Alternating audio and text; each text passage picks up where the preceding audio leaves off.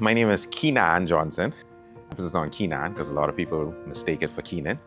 I'm a recently appointed senator and also recently appointed parliamentary secretary in the Ministry of Education, Science and Technology.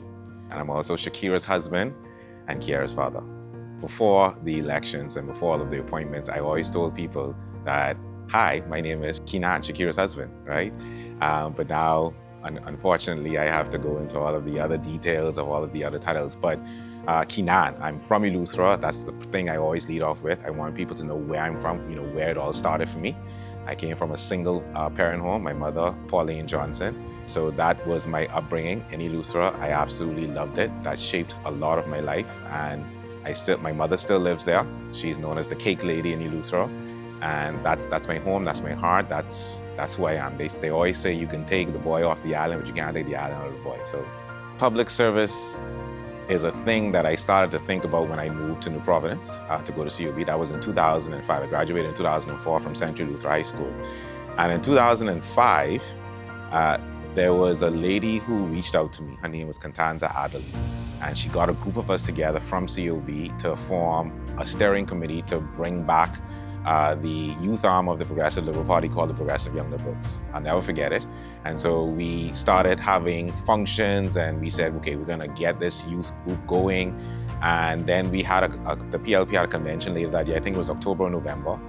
And I felt the real energy. I always knew that my preference led towards the Progressive Liberal Party, but in terms of my involvement, that was my first real set of involvement in 2005. Why politics? So to be honest, it's always been a situation for me where I never wanted to be rich.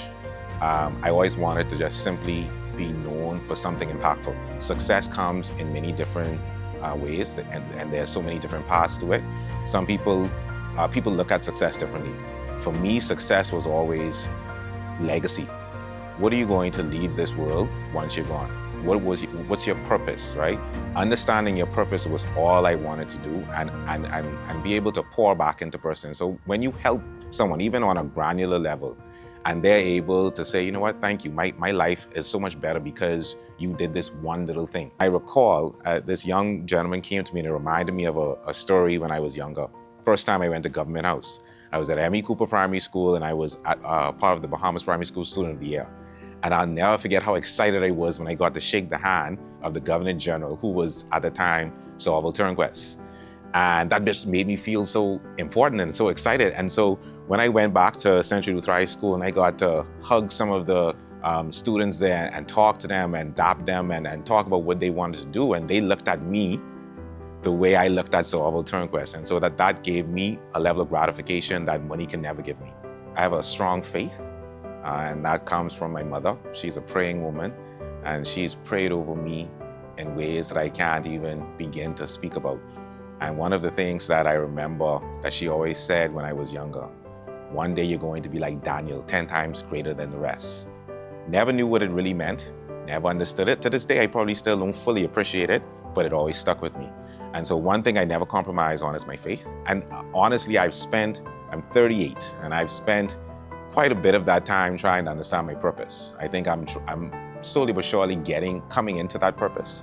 And what I've learned about myself, which has caused me to make a lot of the decisions I've made in the last few years, is that my purpose is to not just impact, but educate, right? And it could be, I became a lawyer because that was something I was interested in at the time, but the greatest part of being a lawyer is being able to take information that the average person doesn't understand and help them to understand it so that they can feel a part of it. My wife is extremely supportive in everything that I do. And in many ways, she pushes me to do those things even when I don't want to do it. So when I wake up and say, I'm too tired to go to the gym, in her mind, she knows if I go to the gym though, I'm going to have a greater day. I'm going to have that level of openness and freeness of mind. So she pushes me, get out of this bed, go to the gym. This is what you need to do. Don't allow this laziness to get the best of you. And so she has been my push, she's been my drive. Everything that I've achieved in the last whatever amount of years has been because of her. My worst case scenario on any given day is I'm going home to my wife.